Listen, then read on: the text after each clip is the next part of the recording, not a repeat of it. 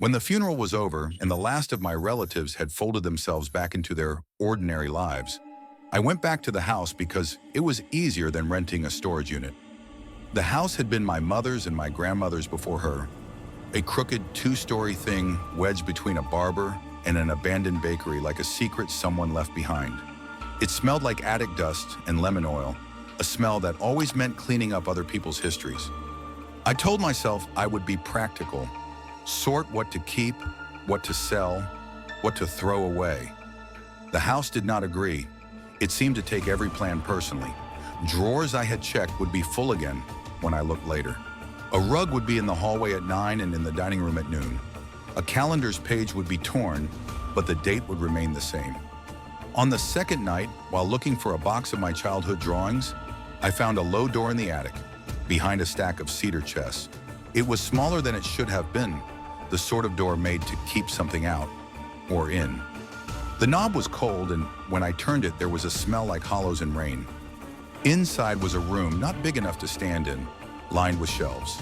On each shelf sat a single photograph in an old tin frame. They were of people I knew and people I didn't. My father at a fishing pier before I was born, my neighbor with his dog as a kid, a woman in a wedding dress with her groom's face scratched out. My own photos were there too. First day of school, birthday parties, me asleep on the couch with my hair falling over my face. Every picture had something in common. Someone had taken a fingernail and long removed holes through the eyes. Wherever I moved my head, it felt like the whole room glanced with me. When I touched one of the frames, it was warm. I slept badly after that. The house made noises like it was remembering. The pipes whispered down the hall. At 2 in the morning, I heard it, a soft, patient tapping like knuckles against glass. It came from the hall mirror, the mirror that had always watched the stairs, rimmed in a dark wood carved with ivy. At first, I thought it was rain on the glass of the street lamp. Then the tapping separated, becoming a precise rhythm. 3 sharp taps, another 3.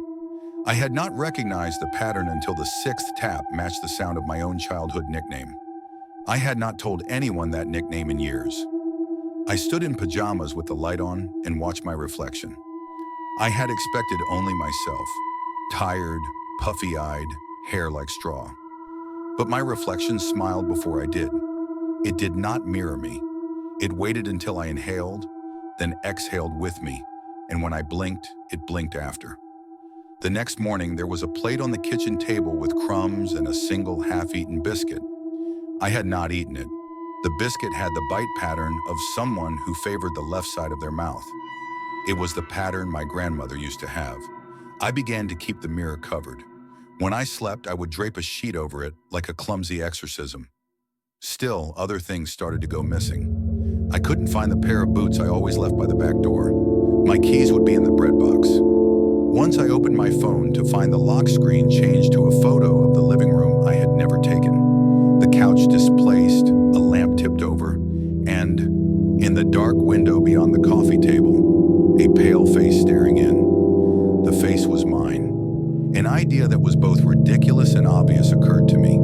The house kept copies, not photographs this time, not printed likenesses, but a sort of borrowing. It took small things first, a voice, a laugh, a favorite chair, and kept them carefully on its shelves. When I accused it in my head, it answered in the only language old houses know: movement. The chandelier swung though there was no breeze. The floor creaked in the pattern of a walk I had not made yet. When I tried to leave, the world resisted. My car battery was flat, though the garage light had been left on. My phone, fully charged an hour before, dwindled to 10% with the screen showing a video I had never started. It was me, standing in the kitchen, turning and smiling into the camera.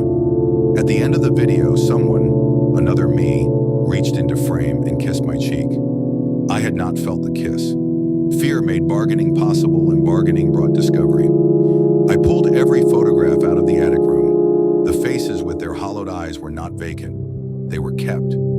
If I held the frame up to the light, you could see things behind the glass.